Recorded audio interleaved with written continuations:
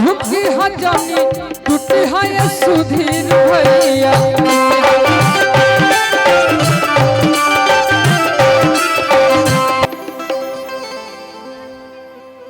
और ये सुधीर भैया के लिए भी है, रणविजय भैया के लिए, प्रेमपाल भैया के लिए। सुधीर भैया देखिए जाए कल्लू भैया से तो दूसर बार हमरो एक आध गो बतिया सुन कि जिसके घर आईना नहीं होता उसका खुद का पता नहीं होता। और रणविजय भैया कहेंगे आपको कि दोस्तों की कमी नहीं होती कि हर कोई आपसा नहीं होता, हर कोई आपसा नहीं होता, जिससे घर आईना नहीं होता।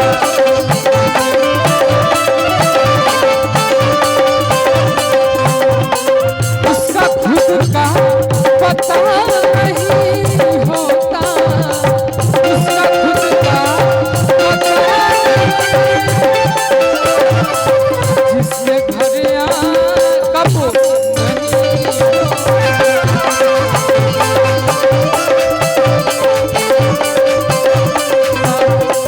दोस्तों की कमी नहीं होती, दोस्तों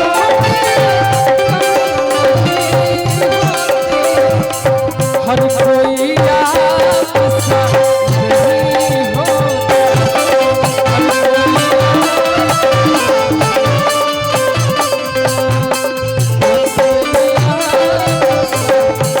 और ये सहारा कितनी होता चेंज कर दिया।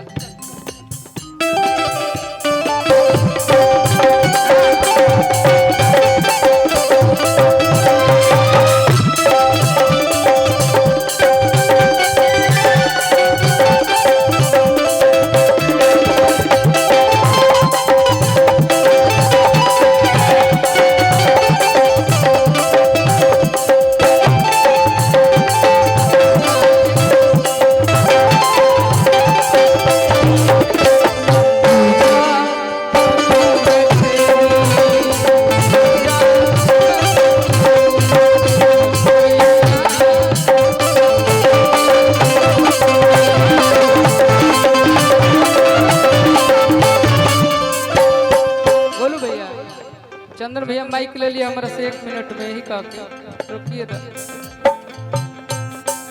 प्रेम इतना है कि सुधीर भैया एकदम मस्त है से कि तहरा के केहुता की तकलीफ हो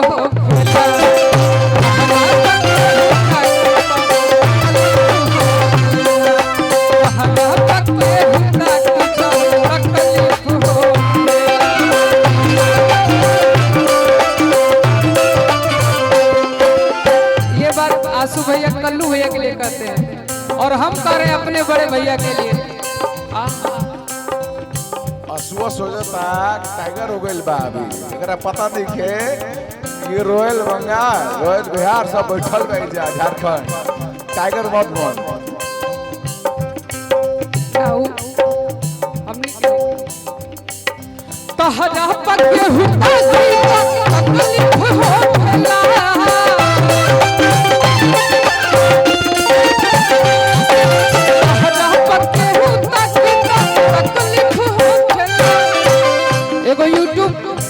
माध्यम से एगो मंच के माध्यम से सुधीर भैया हमारे थोड़ा सा तारीफ का कर दिले कि सब केहू के मैसेज आवे लगल। हाँ अब हमार भैया वो हमरा माने ला तो हमरा तारीफ कर दिले तब अतनो पर केहू डांटी तो तकलीफ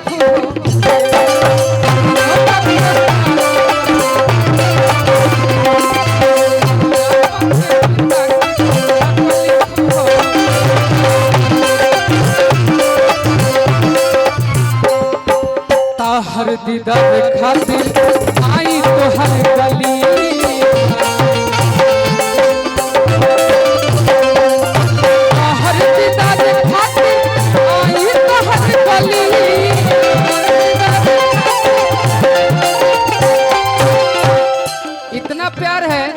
कि आपको अगर हवा भी छुएगा तो थोड़ा सा तकलीफ होगा।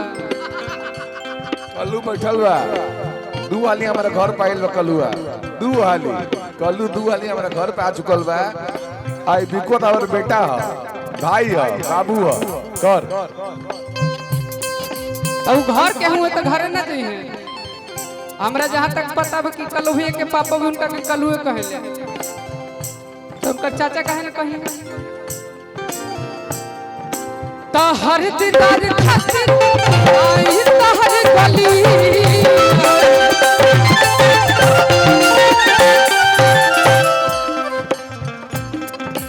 आसू भैया झर कोस के हु झाके तक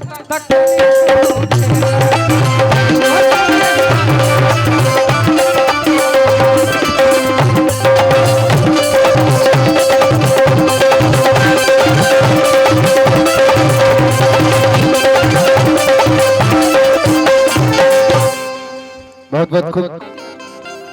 बोलो भैया कि आईने में खुद को देखे कितने दिन हो गए,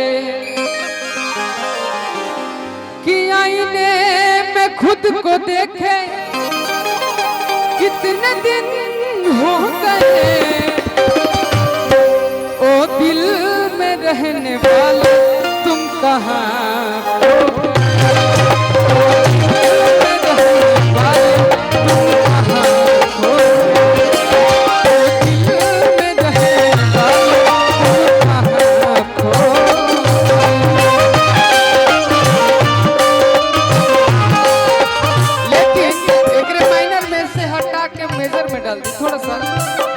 सुधीर भैया रुकी हा जानी झुकी हा जानी टूटी हा ये सुधीर भैया।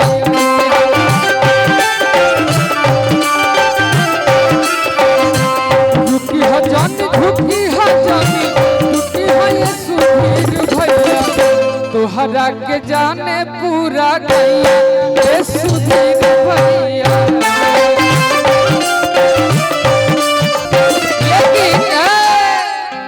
अब यही में हम अपन चाचा के कही तब रुकी हा जानी झुकी हा जानी टूटी हा रामा।